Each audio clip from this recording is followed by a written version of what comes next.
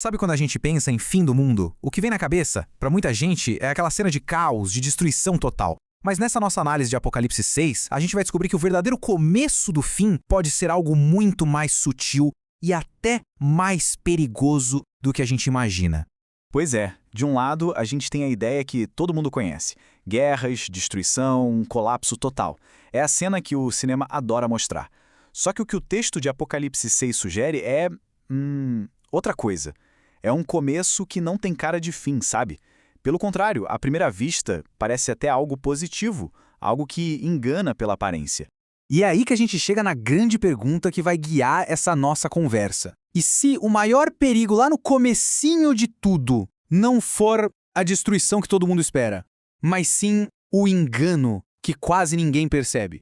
Ok, para a gente conseguir responder isso não tem jeito, a gente precisa mergulhar no texto. E para entender o capítulo 6, primeiro a gente precisa dar uma olhada no contexto do fim que geralmente se espera.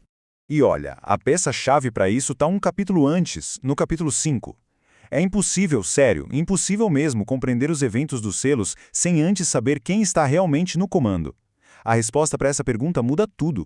Lá em Apocalipse 5, a figura central é o Cordeiro, uma representação de Jesus. Ele é o único digno de abrir o livro que estava selado. E o que é que isso quer dizer? É fundamental. Quem está no controle de tudo não é o caos, nem um sistema desgovernado. É o Cordeiro. Essa revelação leva a gente a uma conclusão poderosa, que é a base para todo o resto da análise. Absolutamente nada do que está prestes a acontecer é por acaso. Não há sorte ou acidente aqui. Ou seja, cada selo que libera um juízo sobre a Terra não se abre sozinho, sabe? A autoridade para abrir cada um deles, um por um, pertence ao Cordeiro.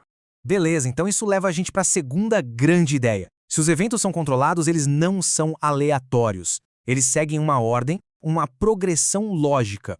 E Apocalipse 6 mostra essa sequência direitinho pra gente. Tudo começa com os 4 cavaleiros. Depois, a cena muda, vai lá pro céu, com o clamor das almas dos que morreram. Em seguida, a escala aumenta para grandes sinais cósmicos. E tudo isso culmina num terror generalizado na Terra. É uma clara escalada de eventos. Então, o ponto crucial é este. Não há uma explosão de caos de uma vez. Pelo contrário, começa de forma gradual e a intensidade vai aumentando a cada selo que é aberto. É um processo, não um acidente. E agora a gente chega no coração da nossa análise de hoje. Por que começar de um jeito tão sutil? Por que não ir direto para o caos que todo mundo espera? A resposta, olha, revela uma estratégia impressionante. Aqui está o detalhe mais importante de todos. O juízo divino, nesta sequência, não tem início com algo que assusta as pessoas, mas com algo que as engana. A primeira arma não é o medo, é a ilusão. Isso levanta uma pergunta óbvia, mas que é fundamental. Qual é a lógica por trás disso? Por que escolher o engano como ponto de partida em vez da destruição explícita? A resposta é profundamente psicológica e espiritual. Pensa só, se o fim começasse com terremotos, guerras e desastres visíveis, a reação natural de muita gente seria buscar refúgio em Deus por medo. Mas, e aqui está o pulo do gato. Quando começa com algo que parece bom, que parece a solução, que se apresenta como paz e verdade, muitos seguem essa ilusão sem nem perceber que estão no caminho errado. O engano é mais eficaz que o medo. Então, o que isso significa na prática? Como essa revelação sobre o futuro se aplica ao nosso presente? É aqui que a profecia se torna extremamente relevante. O que a gente vê aqui não é apenas um mapa para eventos futuros. É um treinamento intensivo sobre a necessidade de ter discernimento aqui e agora, sobre a capacidade de ver além das aparências. No nosso dia a dia, a gente é cercado por ideias, movimentos e filosofias que parecem boas, usam uma linguagem espiritual e se apresentam como a verdade, mas, na sua essência, são outra coisa. E aqui está o verdadeiro perigo. Quando não se conhece a verdade a fundo, qualquer coisa que se pareça com a verdade se torna aceitável. A ignorância abre a porta para o engano.